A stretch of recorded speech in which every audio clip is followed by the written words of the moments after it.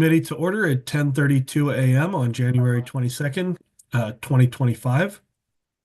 Let's start with the roll call. Alderwoman Finlayson, Present. Alderwoman O'Neill, Present. and Alderman Huntley is present. Uh, Moving on, do I see any changes to the agenda? Not seeing any. Is there a motion to approve the agenda as proposed? I'll move approval of the agenda as written. I'll second. All those in favor say aye. Aye. Aye. Excellent. Next, we have approval of the minutes from our January 8th meeting. Is there a motion to approve the Finance Committee meeting minutes from January 8th? Motion to approve 1-8 minutes. Second. All those in favor say aye. Aye. Aye. Beautiful. All right, we're on to our fund transfers, starting with Department of Recreation and Parks. This is FT 6-25. Director Johnson, yeah, hello. Good morning. Did I For the hear you were record, on the move Rosalind today, Johnson, Director Director of Johnson? Recreation and Parks for the City of Annapolis. And this is a request to transfer $17,420 of appropriations from our pool contractual account services and $17,780 from supplies and other to the contractual services account. This is for routine maintenance. While I have you, I do want to give Jennifer Rafiq, our pool manager, kudos for doing a yeoman's job of running 2 pools this summer. She was able to pivot on a dime and not only run 2 pools, but we did not renew the contract with our concessionaire. So she also pivoted and handled concessions in-house this summer. So I cannot give her enough kudos for the amazing job she did this summer. 0 major incidents, and that's because of the work of Jennifer as well as her lifeguards and the pool managers. That's wonderful to hear. Yes, I see a question from Alderwoman Finlayson. Ms. Johnson, you mentioned the second pool, which is the Harbor House Eastport Terrace pool. Is the plan to take over that pool again for this summer?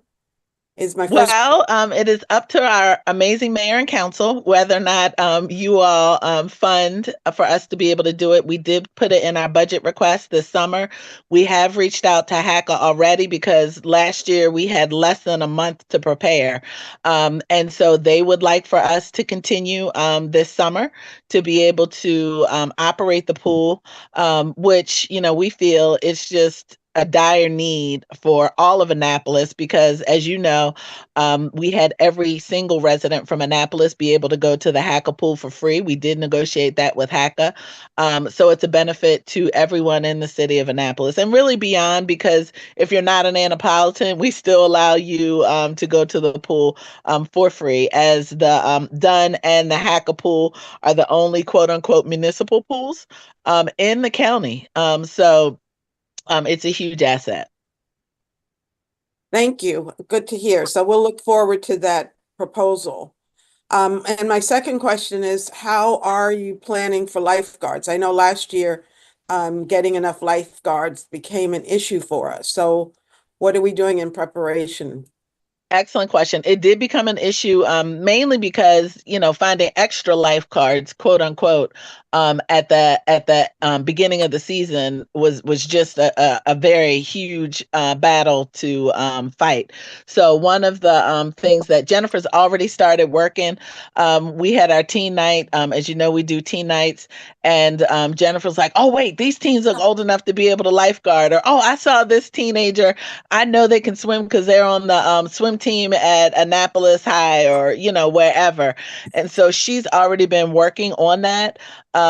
So I'm hopeful that we'll be okay. Of course, when the rubber meets the road is when you really know, which is closer to the season. We've tried to remove barriers by providing swimming classes, by paying for or reimbursing them for their lifeguard training and for their lifeguard. I'm sorry, not training, but for the certification to become a lifeguard. So Jennifer's trying. She even goes to, I think it's Annapolis Pediatrics and another pediatrician to get youth who can swim and put out advertisements. So she's all over it. She works year round on this. Oh, great. Thank you. You're welcome. I have a question probably had nothing to do with the budget transfer you're requesting. No, that's fine. Those are great questions because I'm just sure not only do you have them, but other people out there watching have them as well. So I'm like. And Director Johnson, I'm just want to be clear, is the contract service and pest control, is that specific to the pool, or is that from the general rec and parks department budget? So that's specific to the pool, Jennifer. If you can hear me, you're not muted, so please mute, Jennifer. Glad you made it on. But that's specifically for the pool. Yeah. And Jennifer, if it's otherwise, please let me know. But I believe it's specifically for the pool, Alderman. No, I actually see it now. I was looking at the Okay. wrong part of this. You're definitely right on there. All right. Are there any other questions about this fund transfer? Seeing none, is there a motion to approve FT 625? I'll move approval of FT 625. Second. All those in favor say aye. Aye. There we go. Thank you very much for being here today, folks. Thank you. Thank you. Mr. Adams, great to have you here as well. I'm always excited to hear about our city's efforts around forestry. It's something that I care a heck of a lot about. So glad to have you here, and looking forward to hearing a little bit about SA 2425 and our reforestation fund. You have the floor. All right, thank you. So this is the result of the City Dock project. Part of the requirements on the City Dock project was mitigation because that project is in the critical area. And essentially they were not able to meet those mitigation requirements. So we received a fee in lieu in the amount of about 1.8 million. And that money was put into the reforestation account, which is it's our fee in lieu account that we've had for quite a while, but it is essentially the money is to be spent on projects in the critical area. We've got an MOU with the Critical Area Commission, sort of outlines the type of projects that the money should be spent on. Not only reforestation, but water quality type projects. And so when we got this money, the Critical Area Commission was very interested in how we would spend this large amount of money. And so we had some meetings with them, and they really encouraged us to partner with a grant making organization in the area to get this funding out to local projects, and for this money to be spent on projects and not just sort of sit and remain unspent. So we found out that our Department of Public Works was in a 5-year partnership with the Chesapeake Bay Trust, implementing what's called the Watershed Restoration Grant Program. And that is focused on water quality, stormwater type projects in the city. The critical area would like us to focus on climate resiliency type projects. So things like impervious surface conversion, planting, living shorelines, that type of work. So we just decided that it would be best path would be to put some of this money into this existing grant program. And then since that's already existing, we're hoping to get, quite a few applications in, and then we would review those just to make sure that they are sort of in line with what the Critical Area Commission is asking us to spend this money on. So all the projects will be reviewed by Department of Public Works and Planning and Zoning before issuing any funding. We used $500,000 for this first year. It would enable us to do it over a few years. It's a significant amount of money, but these types of projects are pretty expensive. And the money would just be for implementation grant projects, not designing and planning. So we're really looking to get projects that are ready to go, get them into the field and installed. So that about sums it up. That's very exciting. So you have the misfortune. This is my area. This is my wheelhouse, talking about environmental restoration projects. So I do have a handful of questions for you. Okay. But I'll see if either of my colleagues on the committee want to go first. I'll wait for your questions and then I'll see if mine are different. Okay. Alderman Finlayson, I saw your hand up. Well, Mr. Adams, during, I guess it was Environmental Matters, had the pretty lengthy discussion about tree canopy. Yep. And if you recall, I believe you were at our meeting when we talked about what it would cost to increase our tree canopy. I think I don't remember what we were trying to move it to. 50. 50. And the question is, would some of this money be used or could it be used for increasing the tree canopy goal? Yes, we can use some of this money. The critical area is 100% behind reforestation efforts, especially in the critical area. So my intent with this, the funding that we have, the 1.8 million, was to reserve a good chunk of it specifically for tree canopy initiatives. And I don't have any right now that need funding, but my intent was not to spend all of this on this watershed grant program, but to conserve some of it for those types of projects. Absolutely. Because we do need funding for projects and for canopy expansion. Yep. Well, I know Alderman Savage was trying to think about how to put something in the budget that would cover or at least assist in increasing the canopy. If we have this pot of money that's available for this purpose, I think that's a discussion we need to have sooner rather than later. And I will say that this year was the first, the council did pass the stormwater rate increase, which has funded the urban forestry program at a level never seen before in my time. So I have a lot more funding than I've ever had this year, and I'm already starting to put that to use in tree canopy projects. So at this point, I have a lot of funding available, which is great, but I don't have the capacity yet to spend it all. So it's sort of I'm blessed to have all that money, but I need to find a way to put it into good use. So, and so I'm working on that. But this looks like one way of Yep. assisting with that. Yep. And I've established actually a tree planting grant program with the Chesapeake Bay Trust specifically. So some of this money can also go towards that grant program. So this Great, 500,000 is a good start, we feel, for this first year to work with the watershed program. But I agree. I think some of this funding should go towards the tree canopy work. Well, maybe you'd like to share some of this information with the Environmental Matters Committee because we could help. I'd be happy to. I'd be happy to. I sent Alderman Savage a message asking if he wanted me to come to a meeting and give you guys an update on everything that was going on. So yeah, we'll work on doing that. Okay, great. Thank you. So I hear what you're saying about the tree canopy and focusing on the watershed, but I'm still a little bit confused. What is the outcome that we're looking for with this grant funding? Are we talking about nitrogen reduction, sediment, tree canopy? Is there one particular or a suite of outcomes that you're looking to achieve with this? So it's going to be a combination of all those things. I'm not familiar with the scoring program that this grant has set up.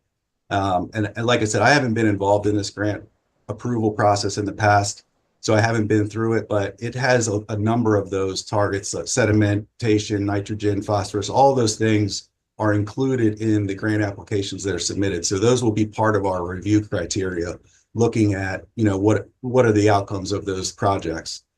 But canopy obviously is close to my heart, and I'm, like I said, I'm putting money towards canopy efforts for sure. I'm not losing sight of that goal that we've got. I'm sorry, tell me the name of the grant program one more time. The Watershed. It's the Watershed Restoration grant program. Restoration. And yeah, Got you it. can look at the RFP and all the information if you want to get into the details. Absolutely. Sure. Yeah, I will. I'm pulling it up as we speak. This to be the virtual meeting. Do you know off the top of your head if this includes if both for-profit and nonprofit groups are eligible for this, or if it's only nonprofit groups? I don't know the answer to that. It looks like nonprofit organizations, community associations, faith-based organizations. So I would really like to see this include for-profit restoration companies. And I understand that's not always the aligned with all the environmental community on that, frankly. But we have right here in Annapolis and in Anne Arundel County more broadly, a lot of really excellent small businesses that do watershed restoration. And Mhm. especially if we're talking about implementation, I think we see I think those folks are really good at what they do, and sometimes you're able to get more bang for your buck by including them. Not all the time, but it's worthwhile to expand our pool. So I would really, I'm hesitant to approve a big chunk of money that that we could potentially be getting greater returns on if we didn't exclude this sector of our restoration economy. I will say that, this program is in partnership with the county as well. So it's the county, our Public Works Department. This is year 5 of this grant program. They've been doing this for 5 years. The contract will be up for renewal this coming year. So that's something that we can certainly bring to the table. I will say that, once these nonprofit organizations get these projects, the money, the implementation goes to these businesses. And I would hope that there's a part of this approval review process that would look at, are we giving this work to local businesses? And I believe there is. And there's an equity piece to that too, in looking at minority owned businesses. So yeah, while it's not directly for going to for-profit companies, I think they are benefiting from this grant program for sure. Sure. Okay. Well, I think maybe, Brian, if that's something that we could talk about, it might be more appropriate to do it as that contract gets renewed rather than right Sure. here. Yeah, sure. But yeah, like I said, that's one of those things that you made the mistake of stepping into my wheelhouse on. So, all right. Alderwoman O'Neill, do you have additional questions? Yeah. No, I'm just happy that we're putting money into restoration projects. Yeah. And so we were talking about this is only for actual restoration projects. I'm looking again at this at the application. So this is both track 3 small scale restoration and track 4 large scale restoration, but not track 1 or track 2. Track 1, is that the maintenance and the design? Yeah, track 2 is design, track 1 is planning. Yeah, so those are the county and our DPW that was they have their own set of funding for this grant program that they use that comes from the watershed, our watershed restoration fund. But this critical area fee in lieu, we are specifically looking at 3 and 4, right? Great. Thank you for clarifying that. Any additional questions for Mr. Adams? All right, seeing none, is there a motion to approve SA 2425? I'll make a motion for a favorable recommendation of SA 2425. I'll second that. All those in favor say aye. Aye. Aye. Thank you for being here with us today, Mr. Adams. Looking forward to continuing the conversation about restoration. Yeah, thank you so much. Can I just ask one question? I'm assuming this goes to council for approval. Yes. How long does that typically take? It will be on January 27th meeting next Monday. Perfect. All right, perfect. Great. Yeah, because the grant program ends in March, so I'm just hoping to have everything in place by then. Thank you guys so much. Thank you. All right, I believe that takes us to everybody's favorite piece of legislation. We've been talking about it for the last 3 or 4 meetings, R5324. We had a couple of requests at our last meeting, and I would just turn it over to either Ms. Hopkins or Acting City Manager Buckland, whoever wants to provide an update on where things stand with getting that additional information. So I'll jump in first. You had asked for some information. You'd asked for a suggestion for if you were to group departments by budget size, how that would break out. Obviously, there's a certain amount of eyeballing in some sense of where those natural breakpoints are. And it depends on whether you're looking just on the general fund side, operating, rolling capital budgets, and the rest. Generally speaking, however, there seems to be a bit of a natural breakpoint at around $15 million. So if you did that, looking just on the operating side, generally speaking, at that point, you'd be looking at police, fire, public works, and transportation. Finance is a little bit of an interesting case because there's so much of that non-allocated money that sits within finance. They would be part of that if you included the non-allocated stuff as well. And then there's a lesser breakpoint, a thinner breakpoint at around 5 million. And that second group, that sort of second, that sits somewhere north of 5 million, but less than 15, would include rec and parks, planning and zoning, and central services. If you add in all the capital stuff, that changes a little bit, but not much. Those relative amounts, because the capital side, of course, predominantly sits, public works is responsible for the vast majority of making sure all that gets done. And they're already in that top tier. So it doesn't really change things a whole lot. So if you're just looking at budget, that's kind of where some of those breakpoints sit. Under that, Acting Manager Buckland, what would be the departments that are remaining in that third tranche? So the remaining departments then would be Office of Law, HR, IT, OEM, and then, of course, depends on what you do with finance, right?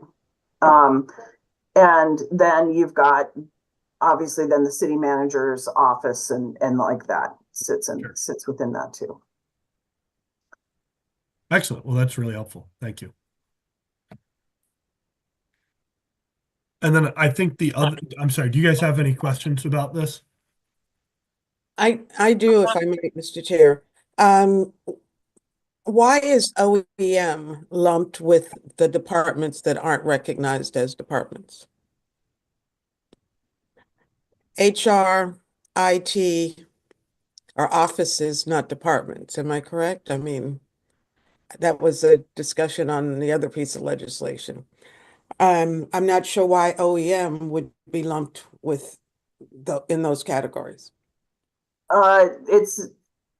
This is only going off of the just sheer budget numbers, which is what Alderman Huntley had asked. It's not really based on anything else. So it's just like when you go into the budget book, here each of these has its own section in the budget book. It's just that. What are those sections broken out in the budget book? Okay, I guess my concern is probably obvious. Those departments, OEM especially, is probably the smallest department that we have in the city, which is, I don't know how you would measure the benefit of that department because it's off the chart. So anything that would, I I'm just concerned that the departments that are smaller have less of an opportunity, especially as it relates to salaries. I don't know. That's just my concern. That is not intended to be a value judgment on my part. This was one of the data requests that we got, was just, if you just looked at budget, what does that look like? And Mhm. that's not, I'm not trying to make a value judgment based on that. I'm trying to simply be responsive to the data request that we got. Okay. Thank you. Alderwoman O'Neill, you look like maybe you had a question, or maybe you're chewing. I'm mulling over what was just said. So I do agree with Alderman Finlayson that it concerns me when we lump. But I'm happy to hear that it's not talking about their value more than just what their total budget is. Can you tell me, Vicki, like, I know that one of the grades on the executive pay is chief of staff. When that position came into play, because I was under the understanding that we didn't have a chief of staff until very recently.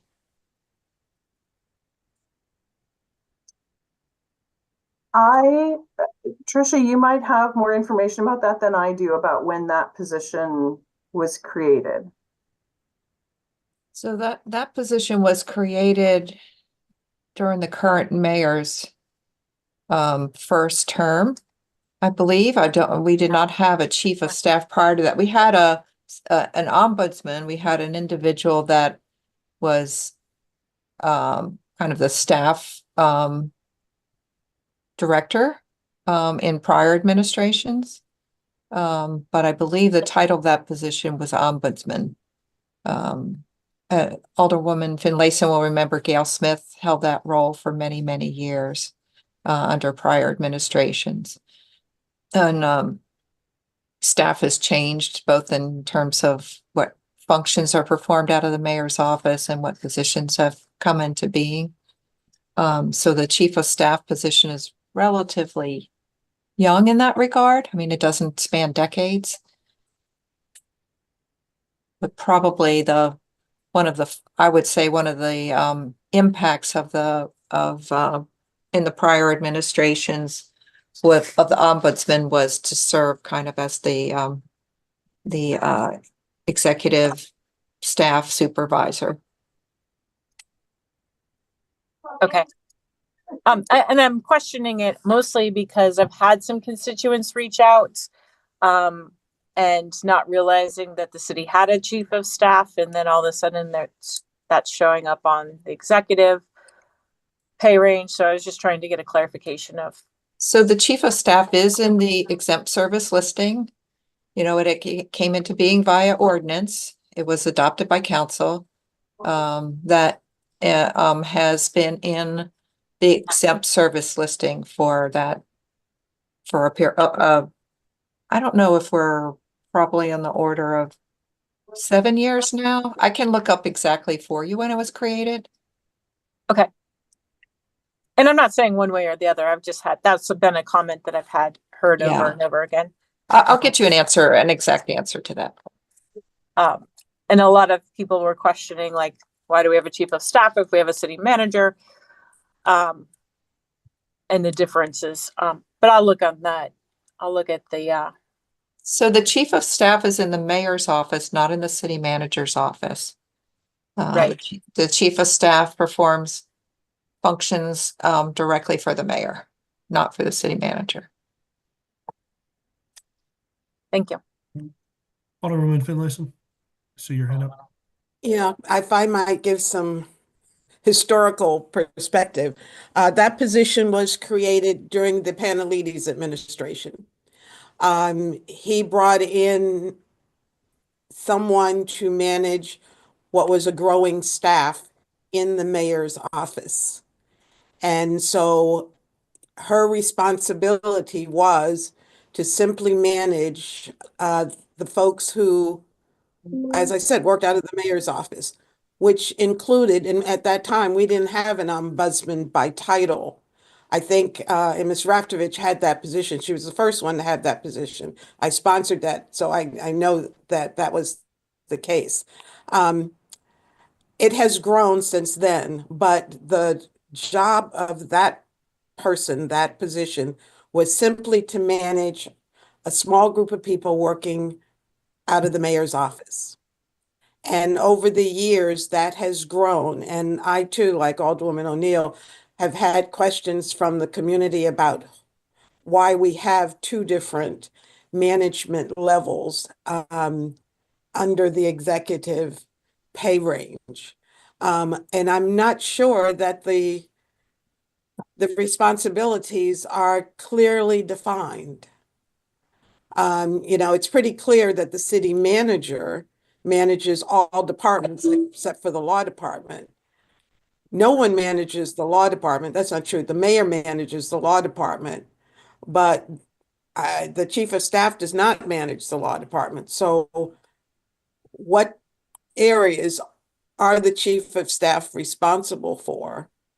And again, in this administration, it's more programmatic positions that are out of the mayor's office. So they're very different. One could be considered administrative, one could be considered operational. But that came about not in this administration, but in a previous administration. Just to put my perspective out there, I see the mayor's chief of staff position as being relatively analogous to the city attorney in that they both report to the mayor. They both are directing staff, but also they're not quite department heads either. So in a way that makes sense to me. I think we have that. There's a reason that we have the mayor's chief of staff on this executive list, and there's a reason why they're not treated quite like a department head on it.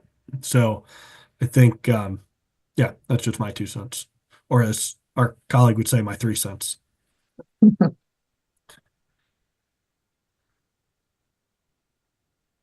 So I can tell you that the creation date for the chief of staff was July 25th, 2018.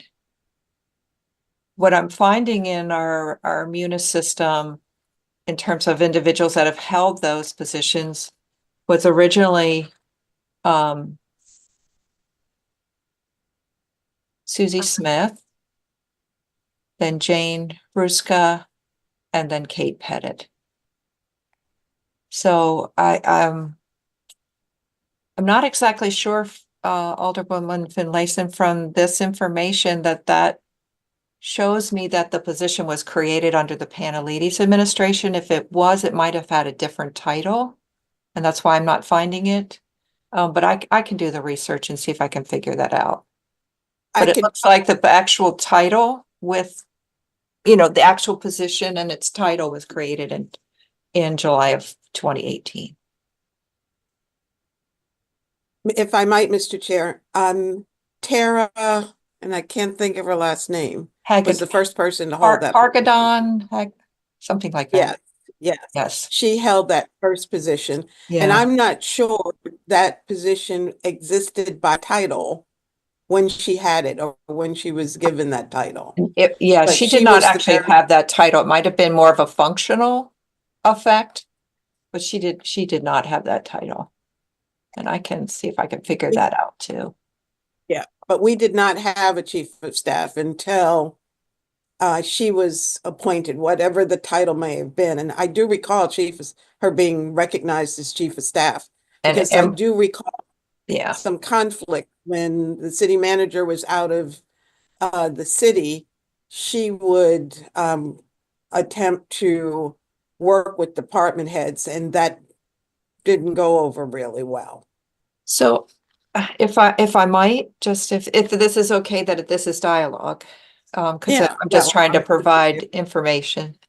So Mhm. what I'm showing in the Munis system is, in fact, it was Tara Hargadon, and she held the same title that Gail Smith held officially. So that title was, and I'm not sure what this abbreviation means, but it's OFF and Ombudsman. So I have to look that up to see what was maybe the longer title associated with that. But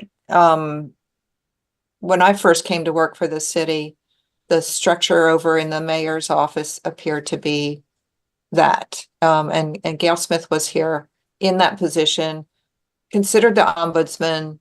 It looks like Tara replaced her in that official title, maybe operationally or working title wise was referred otherwise as the chief of staff, but officially that title was ombudsman. And did we have a city manager at that time? Yes, Tom, under the Panelides administration, that was Tom Andrews.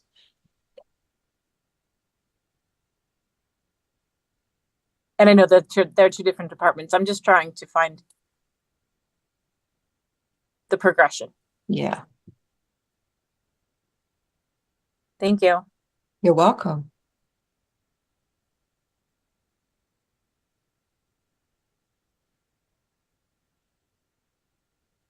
Alderman Huntley, I don't have any more questions. Okay. The other data request, well, I'm a little bit hesitant to leave this topic. I think, so we've talked a little bit about where those breaks might occur. And I think then the question would be if we were to break it up. Well, can I sort of take a sense of my colleagues? How do you two feel about the idea of breaking up that E6 position? I'm sorry, E5 position, the department head? Yeah, position into subcategories, recognizing that we may need to, let's say, massage exactly what like where finance goes, where OEM goes. How do the two of you feel about the idea of an amendment that would break the E5 position up into 3 subcategories? And just jump in. Would you consider that based on financial, based on the budgets? Yeah, as of right now, that's what we're talking about, and I think that the budgets are not perfect, but they are a better metric than the number of staff. So what I can offer to you, Alderman Huntley, is that when classification and compensation work is done, it does not rest on the size of the budget. There are many other elements in terms of job comparison that go into that. Trisha, I think that was actually a question for Alderwoman Finlayson and Oh, so Yeah, sorry. sorry, but yes, I appreciate the additional information, Tricia. I Sorry. get what you're saying. I mean, for instance, Office of Law, we want a very qualified attorney. Okay. So there's more to it than just budget, but yeah, I'd just like to kind of take my colleague's temperature on that. I worry that, oh, go ahead. Go ahead, Alderwoman O'Neill. Now wait. No. I was just going to say, I worry that if we use budget as the breaking point, that it becomes more political than it would be if it were not. And that meaning, how do you base the value of a department based on their budget? And, for instance, I would say OEM might have the smallest staff, be the smallest department. But they're one of the few departments, well, they're one of 4 departments that has pretty much mandatory overtime and are on call 24 hours a day, 7 days a week, just like Public Works, just like police, just like fire. So where they might be a smaller department, is their value any less? And the oversight of that, the director position over that, is that any less just because they might not have as many people in the department? So I worry using that placeholder to break up into different categories. And just so I understand what you're saying, Alderman O'Neill, is your concern is more with how we've now talked about breaking it up into categories than with the concept of breaking it up into subcategories overall. Yeah, I don't see how you can utilize, budget based on budget. As Trish started to explain, I mean, a lot more goes into the planning for those positions than just what the department's budget is. Sure. I don't disagree with that. Alderman Finlayson, what were you going to say about your opinion on trying to break it Well, up? I concur. I don't think it's equitable or fair to judge the department by the budget. Clearly, OEM has the smallest budget of all the departments in the city. But when it comes to operations, they have the greatest responsibility, and they touch every department in the city. And so to put them in a category because of their size, when we should be celebrating the fact that they do an awful lot with very little, that's incongruous with me. So. Sure. So what would Ms. Hopkins offer as a solution, or Ms. Buckland as a solution to our concerns? So I'll start out by pointing out that or just reiterating that the proposal that's on the table is to have them in a single band. Right. Right. What was that, a motion to put it in a separate category? Is that what you're saying? No, I believe what the assistant city manager is saying, that their proposed solution to answer your question is what they have brought forward, the non-amended version of this legislation of having all those department heads within one band. So if you would like, if council ends up deciding to create subcategories, obviously, that's something that we will try to be responsive, try to help think through the logic. But if left to our own devices, the proposal on the table was to have them in a single band. So I just want to reiterate, that's where we're starting from. And Tricia, then you were going to jump in with how do other jurisdictions approach that question? So clearly we've already had presentations to the council from the consultants and the report that goes with that. In that information, there's the market data, so a lot of what you want to look at as a jurisdiction is how do you compare to others? So if you're competing, that's your talent pool.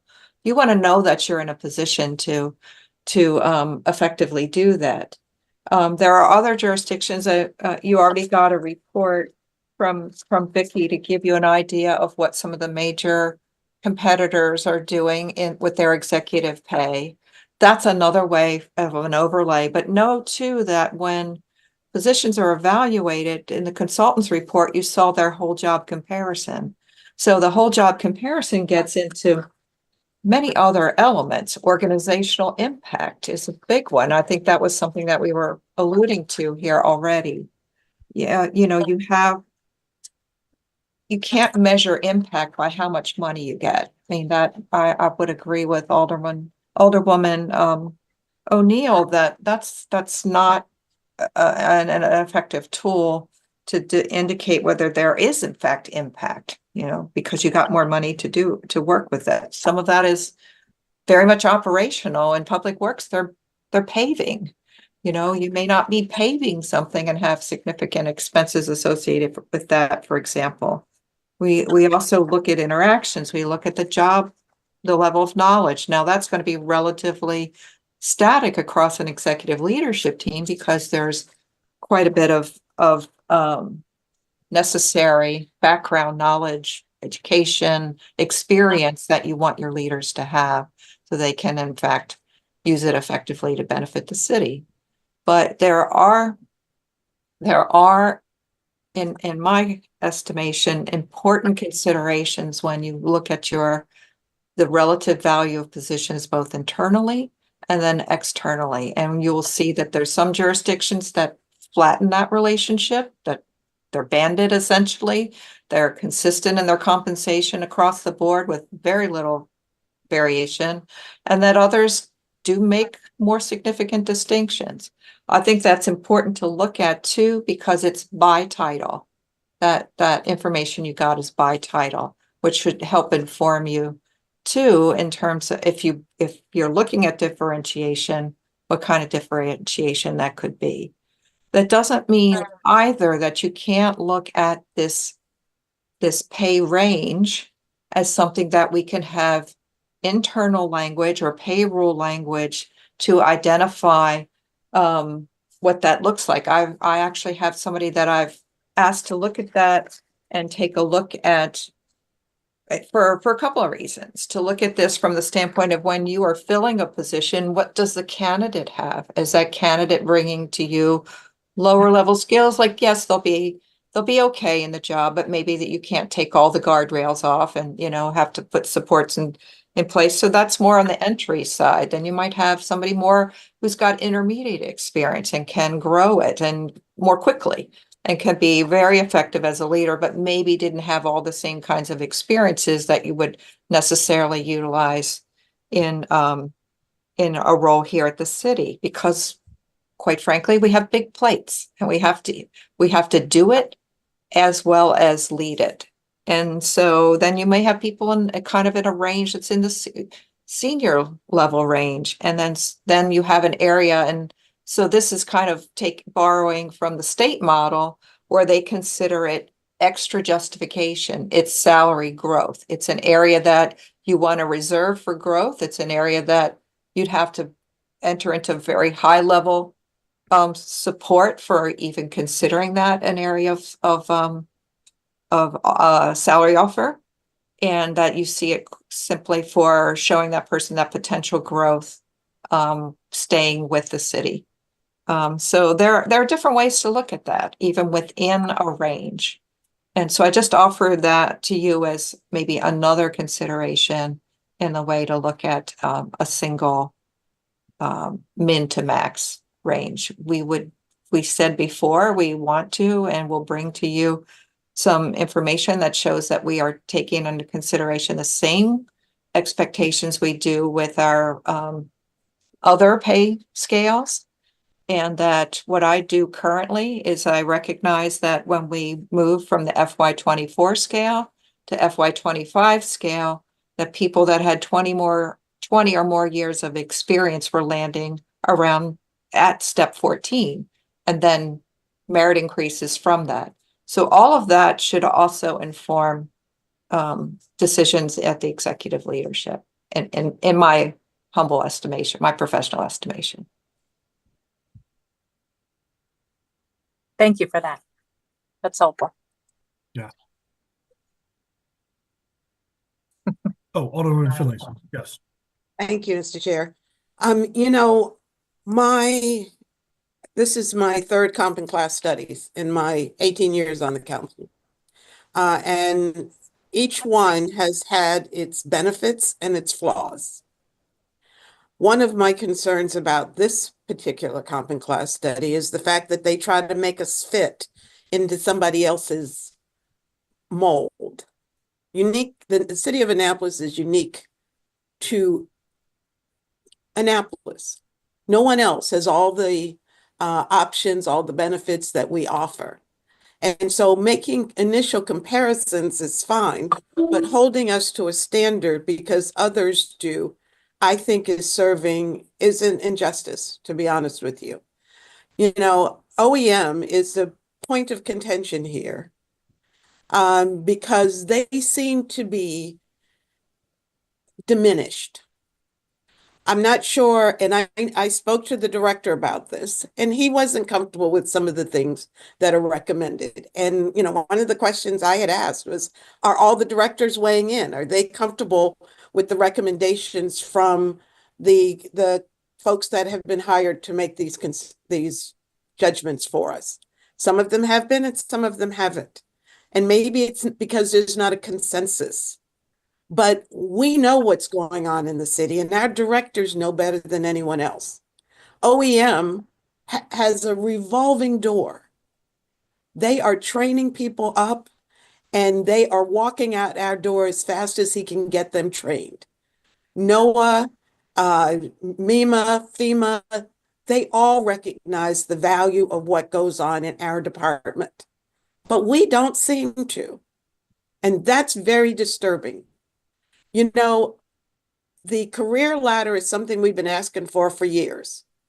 And in OEM, a director is put in the career ladder with the people she supervises.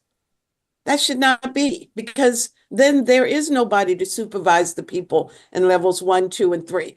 I'm not sure why that was not heard and corrected. But again, that tells me that staff, the people who are actually the practitioners who are doing the work, really aren't being heard.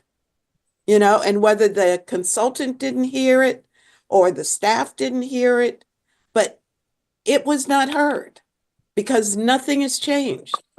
And so I could not agree with these changes with the department, who is a public safety department, is vital to the operation of our city. And for us to consider it as less than that, I think is doing everybody a disservice, and most particularly our residents who do value them. So, Mr. Chair, I don't know what we're going to do because I can't support this as it is. Well, I mean, just to be clear, the thing that's on the table is, as the assistant city manager said, is not separating out into 3 different tiers. But I do, OEM aside, I do think it is not totally congruous to have departments that represent, I believe last I checked, police was 26% of our operating budget. 26% of our operating budget, dozens and dozens of staff in the exact same salary band as some of the departments that don't have those same responsibilities. And you and I agree on that. We don't want to have them paid the same amount. And if we agree that we don't want those paid the same amount, as recognizing there's going to be variation, you know, there's sometimes where you have extraordinary circumstances, but we want the middle point of those bands to be separate. And so I do think it makes sense to separate out into a couple different bands, because we all agree that even if we don't agree who goes where, we can all agree that there are going to be different midpoints for what some of these different directors are paid. So the question then becomes, well, how do we separate that out? I went and looked back at the class and comp study, and we do have sort of estimates for what I think it's called market rate pay for some of these positions are. It's page 45, I believe. And or maybe it's 50. Yeah, page 47. And if we look at those, it becomes possible to see sort of a breakout. So possibly there's a way that we can look at those recommended pay ranges and then just make those salary bands a little bit smaller so that we can then have 3 of them. Again, recognizing that there's going to be some decisions that have to get made about who ends up where. But I think we all 3 here feel like we can recognize that some of these positions are going to have a different median salary than some of the other ones. So going back to it, if it's not going to be based on budget, what's it going to be based on?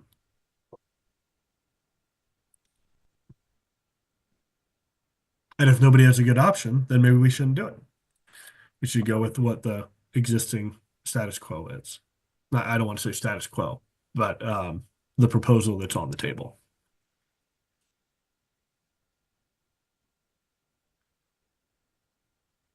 Maybe we Yes, Alderwoman O'Neill. Oh, I saw you both raise your hands at the same time. Let's go with Alderwoman O'Neill, then Alderwoman Finlayson. I'll let Alderwoman Finlayson. She let me go first last time. Go ahead. Well, we have a strategic plan. We don't. I don't think we ever codified it, but we do have a strategic plan. And we have standards by which we measure departments and successes of departments, and we hear about them as we go through the budget process annually. So I think there is a way to make comparisons beyond what's in the budget. I agree. I don't know that we are capable, and I don't know that I'm capable right now to make that differentiation. We have done community surveys. Ms. Buckland just finished one, was it last year? And asked the community what they valued. And those things that they valued the most, of course, we know what they are: police and fire and OEM. So we have some basis for making decisions, but it is a really tough choice to decide who's of most value. Based on salaries, that's one way of doing it for sure, by department or individually. But that is very subjective. I'm just not sure how we could do that. No, I don't think we want to determine people's value at all. I think what we want to do is determine the cost to replace them. What is the cost that it would be to hire people? And thus, how do we make sure we're paying that such that they don't have to be replaced, or they don't leave? And by which I mean they don't leave. Not right now. We're not talking about firing people. So, to me, it's not a question of, boy, how much do we value you? It's a question of how much does the market value you? That's what we're trying to figure out. We're not trying to make the value judgments, I think, or I don't think we should be trying to make the value judgments. I think we should be trying to ascertain what the market value of these positions is. That's might sound a little pedantic, but I think that's a really, really important distinction. Alderwoman O'Neill. Well, I think Ms. Hopkins did speak to that, because that's the comparison that the consulting company used. Right. And that's why I was starting to say that maybe we want to look at what those are and consider the sub-bands based on those. But I think we also recognize that there are some limitations within that. So it does take some judgment. Alderwoman O'Neill. I was just going to ask, we've had this on our agenda for 4, maybe 5 meetings now. And I know we've gotten a lot of information. Our next step, if we don't make any type of recommendation, this just gets sent to the council with not necessarily an unfavorable recommendation, but no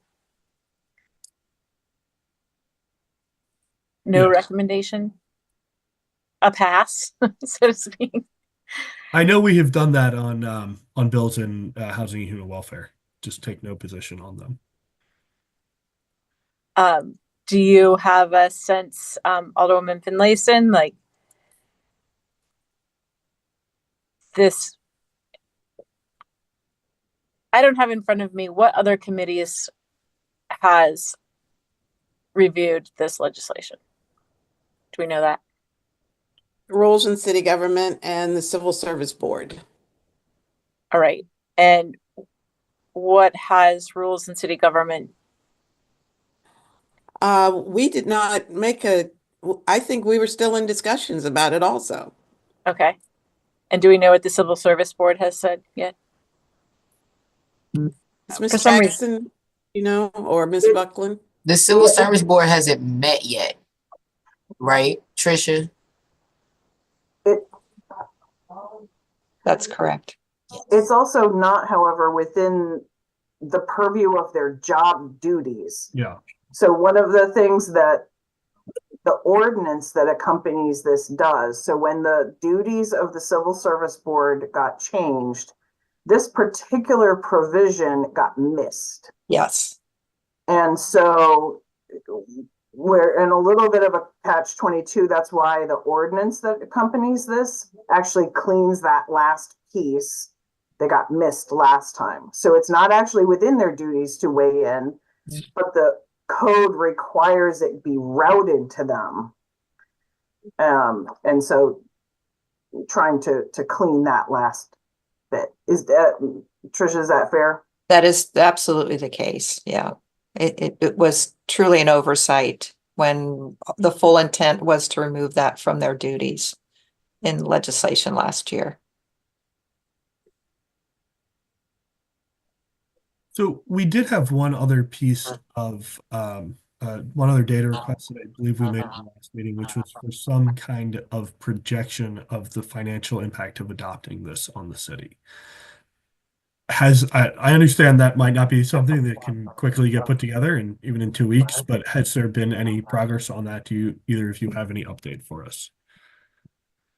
So we did meet internally to talk about that. You're correct. That's not something that's necessarily easily done. I believe that's still in the works.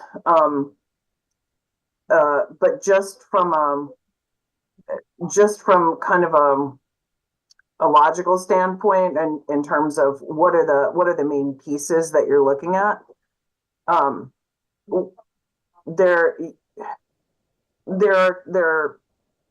this is how it works in my head, may not work this way in anyone else's head. You've got the question of, for the people you already have, what is the year by year change, right? The year by year increase. So you've got 2 points of comparison. What has it been in the past, which Director Dickinson calculated for us previously? What's the historical increase been? And then compared to then everyone that's not on the E scale, right? Which Ms. Dickinson has also calculated, right? Done an estimate. The new scales A, F, P, and compared to what that historically has been, is projected to be similar to slightly less, right? So your question for the executive scale is really, for the future, what is that likely to be?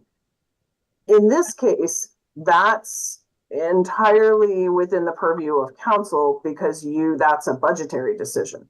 So you can choose to match what's happening with everyone else. You can choose to be less, you can choose to be more, but that's a choice that council gets to make every year. So we can show you what that looks like for the future, but where you go within that every single year is council's choice. The second part of that then is, when there's turnover, what's the potential impact if there's turnover? And the underlying logic of that is, what if we hire people at a higher rate than we currently pay them, right? That's the underlying concern.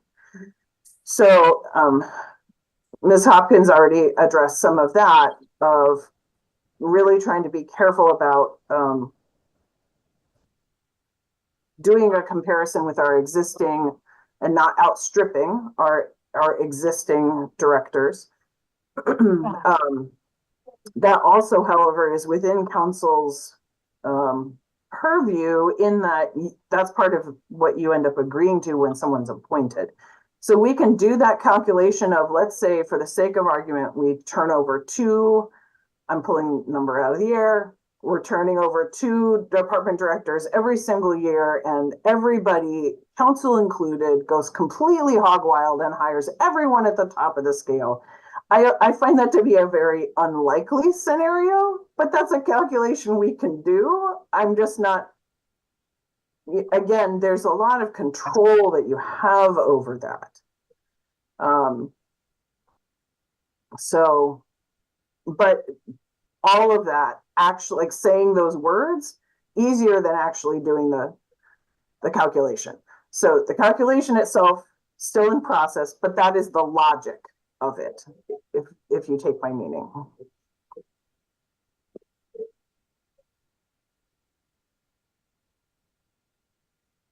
I get what you're saying. Thank you.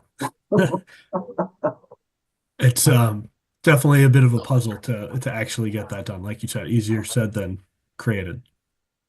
I think my sense, and I will speak for my colleagues here for 1 second, was we just felt like we needed a little bit more information on this. Like, are we talking about a budget impact of $100,000 or are we talking about a budget impact of $1 million? And so I hear what you're saying, that we can make this a pretty complicated question, and it's always going to be a somewhat complicated question, but I think to whatever extent we can have a less than complicated answer to it would be helpful. Does that Right. make- As far as the second part of that is concerned, right, given where the current salaries are, if you had a turnover every single year of 2 directors, you're talking about a potential impact of less than $100,000 every year if everybody decided to completely lose all restraint and hire everybody at the top of the scale, right? That would be less than $100,000. Right, but that's a recurring expense then. So over a 10-year window, if that happened, that's then as much as, gosh, it's 10 Right, plus but 9 you plus would do, right, but the logic is, the logic of that is, like, we're not gonna do that anywhere else. We have no particular reason to do that on the executive side. And the executive side has additional oversight over this very question, over the question of salary. So, you know, I think it really does come down to, you know, the conversion itself to the E-scale is not, like, everybody's within the band, right? So the conversion, the creation of the bands themselves doesn't end up bumping anybody, because everybody's already within the band. And then the question really ends up being, do we pay attention for the long term?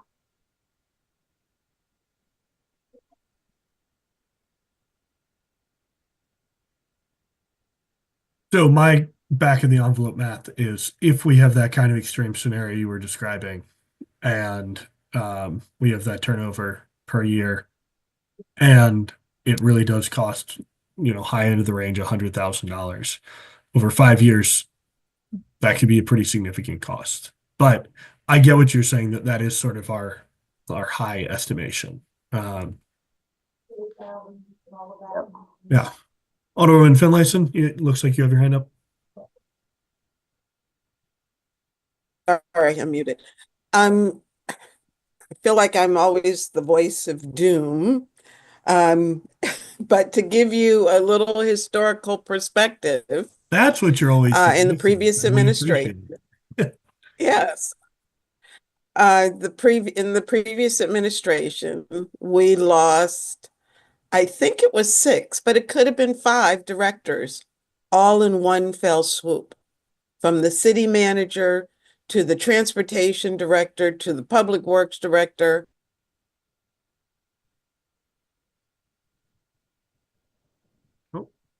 Political appointees for the most part, our directors. Mhm. And so when the new administration comes in, and heaven forbid, you see what's going on elsewhere, not too far up the road right now, who knows what may transpire in the city of Annapolis.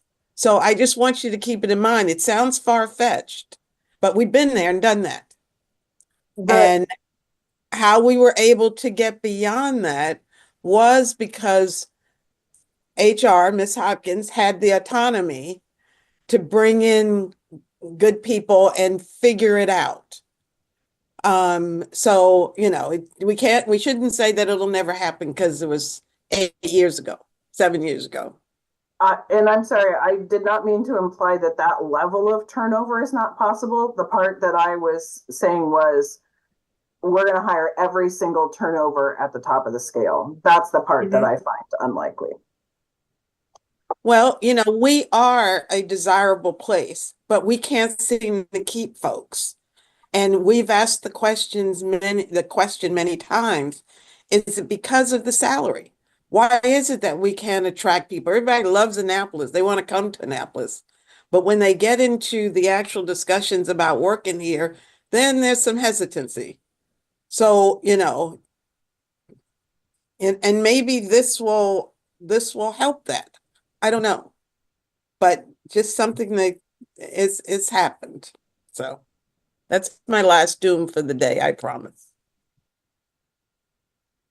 And I think the one sort of counterpoint is not to what Alderman Finlayson was saying, but to the scenario that the acting city manager drew up is theoretically, if we are raising salaries, we would see less turnover. That, that has a lot of error around it, but we would expect that to be the case in ceteris paribus. Yes, Ms. Hopkins. So I just want to add that a lot of times what you run into, some of your challenges in recruitment is like supply and demand as well. A lot of times if we identify that we may have difficulty in recruiting because we're all competing for a really small talent pool. And what happens sometimes is that while it may appear in some places that you're training people to effectively work elsewhere, you also have to recognize that there may be other things that are happening to incentivize people to leave their jobs. And because there's a small talent pool. And, some of the things that you try to do to encourage people to come to you is provide them training, provide them support in their certifications. I think you heard it earlier, and just trying to get lifeguards to the city from Roz Johnson and what she said earlier. There are all kinds of creative ways you try as a jurisdiction to be the choice, but that doesn't mean that you don't have some other overlays, which is that there may not be the same kind of loyalty attachment or, staying power that people have, for their own ethic. They work it up, they get a higher salary, they go on, they get offered something better. So I think you have to recognize that a mobile workforce may be a component of it as well, that certainly in my generation, I'll accept this, loyalty to an organization is something that really demonstrated staying power. You got that job and you liked the people you work with, or you liked the work environment, and you weren't really looking at, did your pay compare to others? You hung around. And so I think there's a lot of factors that come into play that we have to consider, and we're trying to consider, as we go about our recruitment efforts here. We do very much talk about our benefit package because that's significant. And a lot of people will look at pay and then realize, oh, I actually am not getting contributions to my pension plan, or I'm not seeing my future. Some people do not look at their future, they look at their current. And so we're competing with all of that. I wish it were a couple of distinct variables, but unfortunately it's a bit more than that. And that is one of the concerns I've heard with some parts of the study, is that we're comparing ourselves to the county, for instance, but that our benefits tend to be more generous, and we're not quite accounting for that in looking just at salary.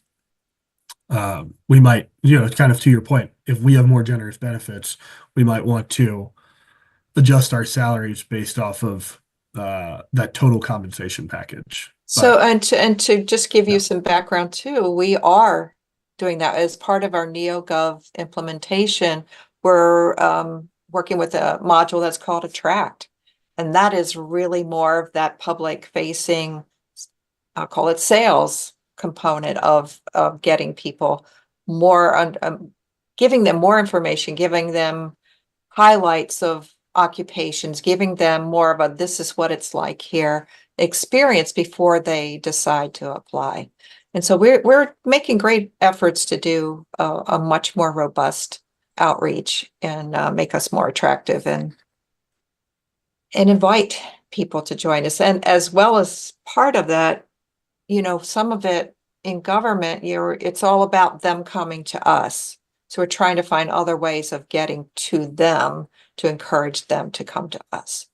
And so, but that includes a variety of methods in that outreach. So we're on it, we're pursuing it, we're building it, and we hope to be able to use that pretty soon.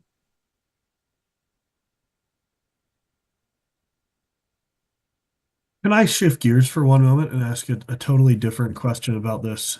I'm still looking right in front of me at the table that's on page 47, the recommended salary grades for executive employees.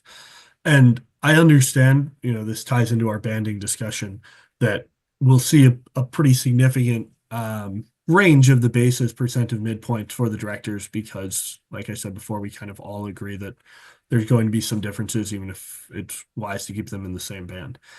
So it makes sense maybe that IT is at a different percent than police chief is.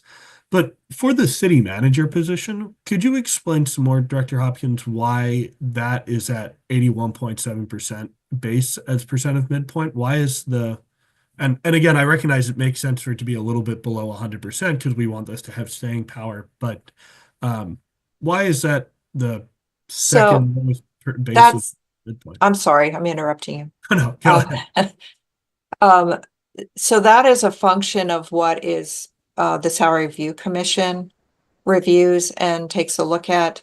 I just met with them yesterday, so they're off and running. But the important piece of that is that the way that we have set the city manager's pay in the code has hampered our ability to be responsive to what the market is providing to others, because we're relatively, in nearly all cases, different from the way other jurisdictions set the rate of pay for their city manager. Yeah. Very, very few, if any, really, in our direct comparators legislate the city manager's pay like this. And so one of the considerations for the Salary Review Commission is to provide them this kind of feedback from the consultant, as well as I know that they'll be talking to the city manager as in terms of comparison to others, and possibly within their purview is to determine whether we should have either a different pay setting mechanism so that your city manager is compensated above the individuals that person supervises, which is the directors, or that the city manager's pay is not set through a Salary Review Commission, but is handled in this manner, which is through compensation review and pay setting that you do otherwise for your directors at a minimum. And I'll just say, I think it makes a lot of sense to set our city managers pay more in this way rather than with the Salary Review Commission. But to be totally honest with you, I didn't get I didn't understand an answer to the question I asked there, and apologies if I just missed it. But I'm still a little bit unclear. So this is the recommendation of the Salary Review not the Salary Review Commission, of the Class and Compensation Study, and we recognize there's sort of some weird juggling has to go on between Salary Review Commission, between this, and potentially changing the way that we set that. But within the idea that what I want to move towards is setting the city manager salary in this manner, the same way we're setting our police chief salary, etc. Why is the recommendation here so much lower as a percent of midpoint than almost any of the others? So when they compare percent to midpoint, they're comparing the individual's pay compared to midpoint. That's what that information is. Got it. So it's the individual getting set by the Salary Review Commission. Correct. Be the best way to do it. Yeah, All right. that's the conclusion you can reach from that. Thank you. You're welcome for that. Thank you. You're welcome. Thank you for walking me through that. Yes, and currently the city manager's pay is below the police chief's pay by about $10,000, $10,000 or $12,000, I think.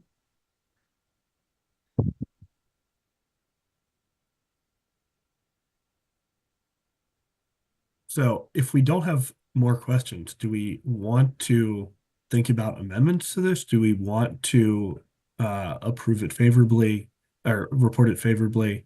do we want to take no position at all on it? I see the wisdom of a lot of this. I am not supportive of it as it currently stands. And so I lean towards spending some time considering amendments, but I'd like to hear from my colleagues what you think our next step should be. Because if you both are fine with getting it done as is, or if you definitely don't want to take a position at all, then maybe it doesn't make sense to spend time writing amendments.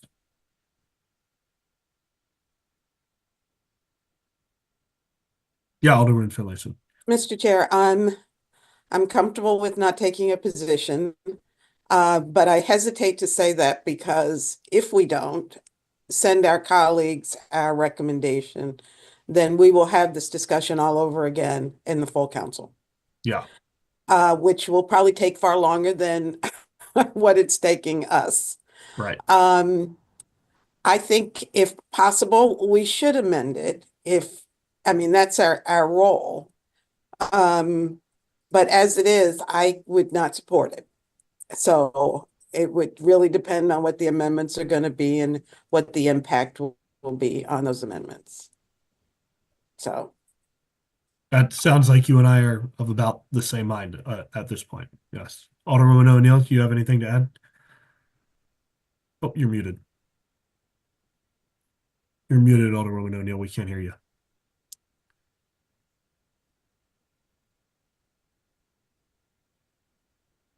Sorry, go. I would say then maybe I will make a motion to table until amendments are brought forward. So.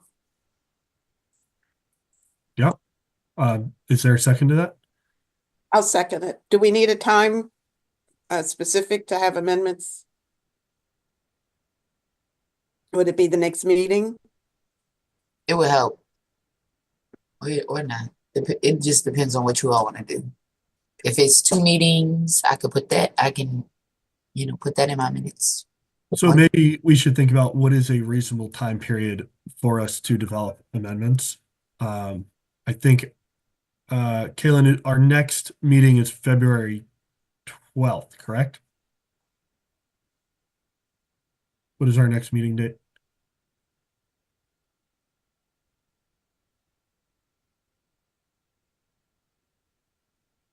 You're muted, Kaylin. I have that you wanted to change our 2/5 to 2/26, so our next meeting is 2/19, February 19th. February 19th. Okay. Got it. So that should give us plenty of time to develop amendments on this. And so I'd be comfortable with a motion to postpone it until the 2/19 meeting. And at that point, let's have some amendments on this or just recommend it unfavorably. And that includes the. I just got word from our legislative policy analyst that this will time out of committee and the Civil Service Board on February 11th.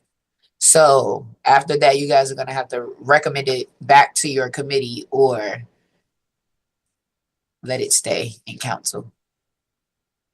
So if we're making a motion to table until the 19th, that doesn't override it timing out of committee? I don't believe so. I can double check for you though. But I remember the last time that happened, it still went back to council. And I was told that it didn't matter because of the ramifications around the time period. Right. Can we have it's in the city code. It does not, because it's in the city code. Yes, that's right. It does override that. Can we have some sort of motion on the next council meeting agenda to provide more time to the finance committee to review this at the next meeting, the full council? More time to provide. They have to wait for it to come to the council, but then they make the motions. Yes. I thought we have to, once it gets back onto the council agenda, then you have to refer it back to finance. You'd have to refer it back to finance. We can't, at our meeting on the 27th, have a motion that the council allows for finance additional time to consider this? No, because it's not on the agenda for the 27th. It's not an item on the agenda. But can we put it on the agenda? When is it on the agenda? No, because Is it's still in committee. meeting? When it comes out of committee, it goes back. But if it doesn't come out of committee before the 11th, it doesn't matter what rules has voted, what finance has voted, what the civil service board has voted. It's going to go on the council's agenda. And if you guys want it back in committee, then you'd have to refer it back to your committee at that Got it. meeting.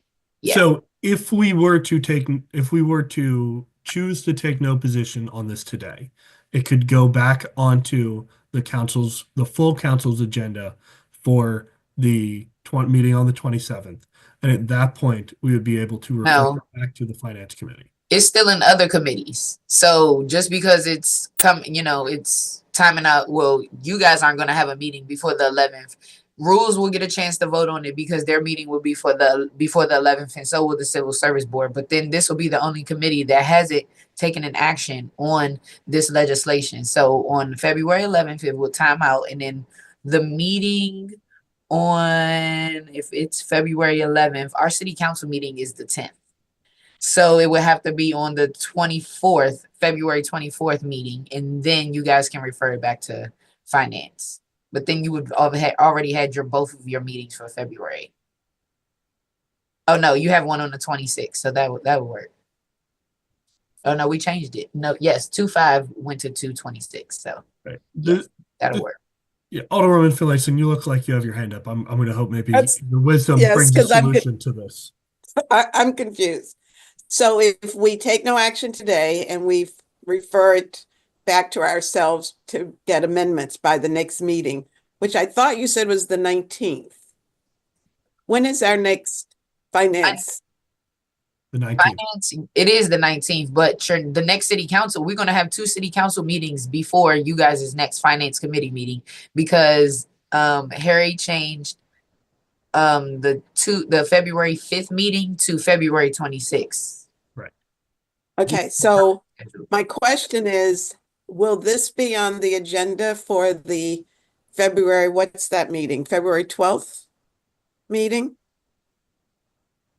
Not for finance, no, because it times out.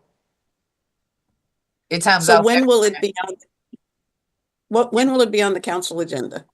After it times out, February 24th, because the meeting, our first February meeting is February 10th, but that's 2 days before, Right. Unless we can choose not to take a position on this today and send it to the council, and Rules Committee did the same, assuming their meeting, but I'm not sure when their next meeting is, but assuming they were meeting before the next council meeting, which I guess they won't be. Rules is not meeting.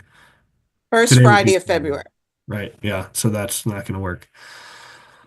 everybody But else would have met and I'm assuming voted on this legislation before. Right. Yeah, the 10th, except for you guys.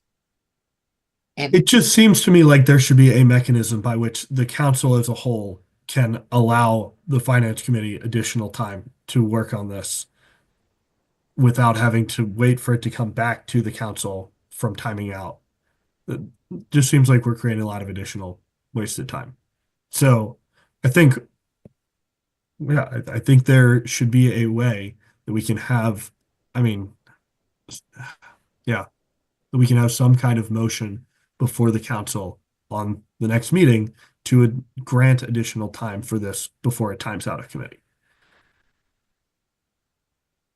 Mr. Chair, can we ask Ms. Jackson to speak to the mayor and ask that he not put this on the agenda for the meeting on the 12th? Or whatever that meeting date is. for the 10th, If we can make it on the 10th. So we ask him to allow us, and he may have to put it on the agenda for the 10th. But with the understanding that we're going to ask that it be postponed until the 27th or whenever the next meeting is, which will be after our meeting on the 19th. no, this times out on the 11th. So after, it won't be on February 10th. It'll time out on the 11th. So for your February 19th meeting, it won't be there because this has to go on February 24th city council meeting. Then But it'll by come then back we to will 26th. have acted on it. we will have had our amendments in by then. If we bring in our amendments on the 19th and it's timing out on, what did you say, the 26th? On the The ele- 11th. Yeah, Okay, time's out on the 11th. Is it on the agenda on the 11th? you got, nobody For the has, full council. For the No. full council. the full council agenda, the full council meeting is on the 10th. So Well- the next day it'll time out of committee. So I'm assuming I cannot put it on for you guys don't have a meeting on the 12th. Right. It's the 19th and the 26th. So I'm assuming that because it's timed out of committee, I'm not allowed to put it on the 19th. I will check on that. We'll make sure. But from my understanding, it's timed out of committee. So it has to go on February 24th agenda, and then you all will have to recommend it back to finance committee. And then it'll be on the 26th agenda. That's why I'm not clear. You just said it would go on for the 24th, but our meeting is the 19th. No, the city So we council can have- agenda. It can't, from my understanding, it will not be able to be on the finance committee agenda after the 11th. But I can clarify that for you to make sure that it can be on your agenda for the 19th. So after the 11th, it cannot go on anybody else's committee's agenda. I think we need to check on that because I think we Okay. can ask that it be referred to our own committee. But how if it's not on the city council, the city council agenda is after the 11th. You know, Miss Jackson, this is your job to figure it out. I'll figure it out. I'll figure it out. Sorry, And let but you you guys know, know. please, Yeah, I think I'll we figure it out. we don't all need to be here to go over the yes. procedure, but I think the intention of the committee is clear that we would like to postpone this to our next available session so that we can then provide amendments to it and hopefully be able to get it to a point that we can recommend it favorably. And I will work with Ms. Jackson and anybody else we need to on what the exact procedure is to do that. And I'd like to see us be able to do it on the 19th of February, but at worst, we do it on the 26th of February. Is there Mr. any Chair, further? there's a motion on the, Yeah. Yes, Alderman Finlayson. there's a motion on the floor. Right, which was to postpone it. Did Ms. O'Neill make the motion? I seconded it, so. I'm just trying to think to make sure we have it formulated correctly. So for now, the motion should be to postpone the consideration of this until the next finance committee meeting, right? Yes, that is the intention of Alderwoman O'Neill is shaking her head that is was the intention of her motion. So Alderwoman Finlayson has seconded it. I will call for a vote on postponement of this to the next finance committee meeting. All those in favor say aye. Aye. Aye. Aye. Excellent. Okay. We'll do the work to figure out exactly how we can not waste time on that. And I'm going to be looking at amendments on this. I'm going to be talking to my constituents on what we could have as some amendments to address some of these concerns, what we think is fair and equitable, and taking into account the history of a lot of these positions. I'd encourage my colleagues to do the same. And of course, if there are amendments to come from the mayor, that would be excellent as well. So, all right. Moving down our agenda then. Director Dickinson, I believe it's time for your report. And I appreciate you having sent it to us, but is there anything you'd like to highlight? Finance Director Jody Dickinson. No, you have the report. The only thing new that I added to the report was the actuary is finished with the evaluation that we used to set the budget requirements for next year. And he also said they're updating our study of our assumptions, our actuarial assumptions that we use for the various assumptions that we use to try to project what our pension costs are going to be, pension and LPEP costs are going to be.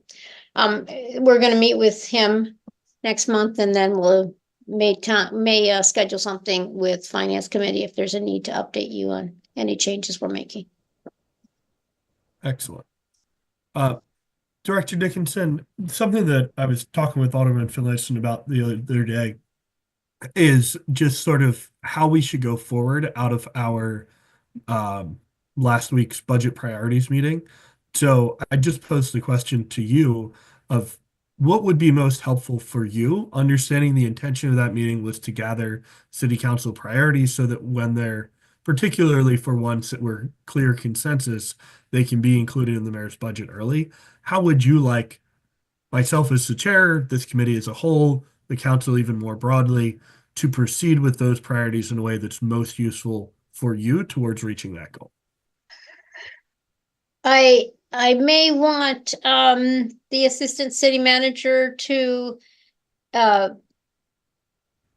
her opinion on this, but I think if we have something that explains what you want as clear as you can, I think we have the priorities written down, and as far as deliverables, we can only respond to specific requests. If there's something you're wondering about, specific request for analysis is appreciated. Vicky, besides that, do you want them to summarize what they're interested in any way? Yeah, I think, just making sure, obviously, we were all taking notes, but having that within, council's own voice, it obviously is helpful. And so, yeah, sending a general summary of, here are the main themes, I think is helpful as we move into that budget development process. Sure. Well, I know you were taking notes. I can send you mine as well. And then just, I already sent it to Alderwoman Finlayson, but I will happily just keep engaged with it as much as helpful, because I think we all agree on the goal there of, trying to have fewer amendments come in at the last moment for our budget team. So I just want to make sure that we are able to do the full follow through on what I think is a very useful first swing of having this meeting. So I'll send those over to you, and happy to stay in touch about it. I also wanted to let you know that you asked for some specific analyses at that meeting, and we are preparing them, and they're close to being ready to give to you. Excellent. Thank you very much. All right. Anything else for the good of the order?